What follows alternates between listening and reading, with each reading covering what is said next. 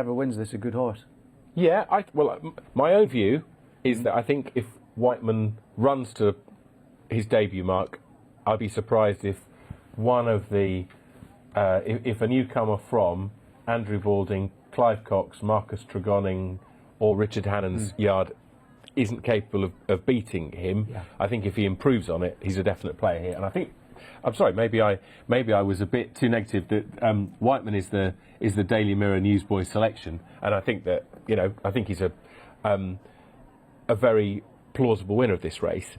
It's just that I think he will have to improve to do it. But as I say, I mean the evidence of that first run is that there should be a bit of progress forthcoming. What about you mentioned the Today Power and also the Andrew Balding horse, but Richard Hannon's newcomer Today Power, who wasn't cheap. Absolutely, €250,000. The Dam, he's a son of Dark Angel. The Dam was a winner for Rafe Beckett before going to America, and so the price tag is pretty lofty, but with all that borne in mind, Alex, the market is no more than lukewarm, really, there at 9 to 1. And Andrew Balding's horse, son of Pivotal, even anecdotally, you tend to think of, 2-year-olds at this track from that yard. Yes, you do.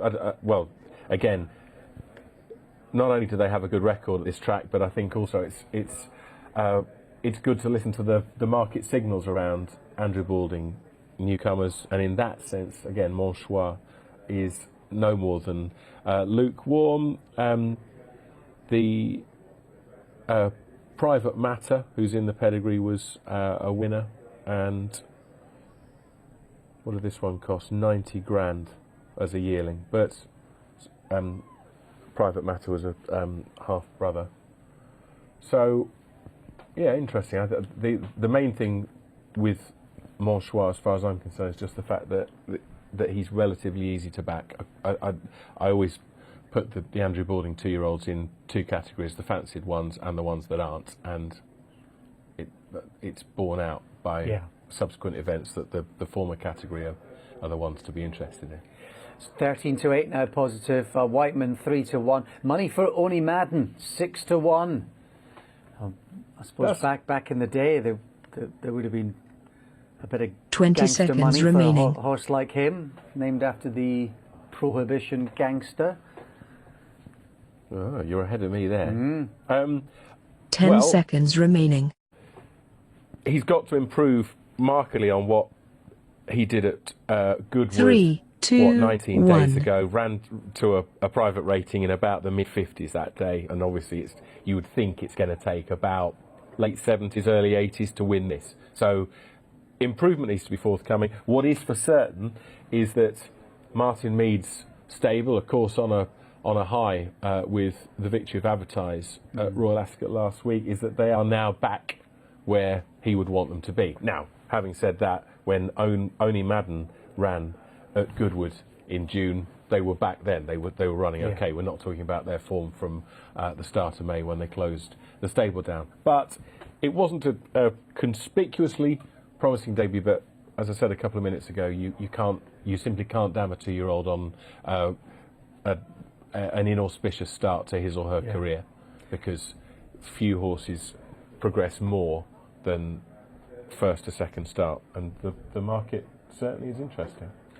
And they had a really well-backed 3-year-old win at Windsor on Monday night as well, in what looked a hot race, and it was heavily punted, heavily supported. Right, so the first race from Carlisle for the 2-year-olds, and this is the first race from Salisbury for the juveniles as well. In recent months we've kind of got used to them migrating towards the stand side, but you'd be thinking maybe they'll conform to racing where the stalls are on much quicker ground over where the low numbers are, which means that Positive might be in the right place against that far rail. We shall see. Last couple going forward here, and that includes one more Vulcan to go forward to stall 10. So let's head across. Commentary from Mark Slater today. Afternoon, Alex. Thank you very much indeed. The last one about to go forward, that's Vulcan into stall 10, going here good to firm. 7 mil of rain on Monday night, but I think they escaped the very worst of the recent downpours. And the last one about to go in.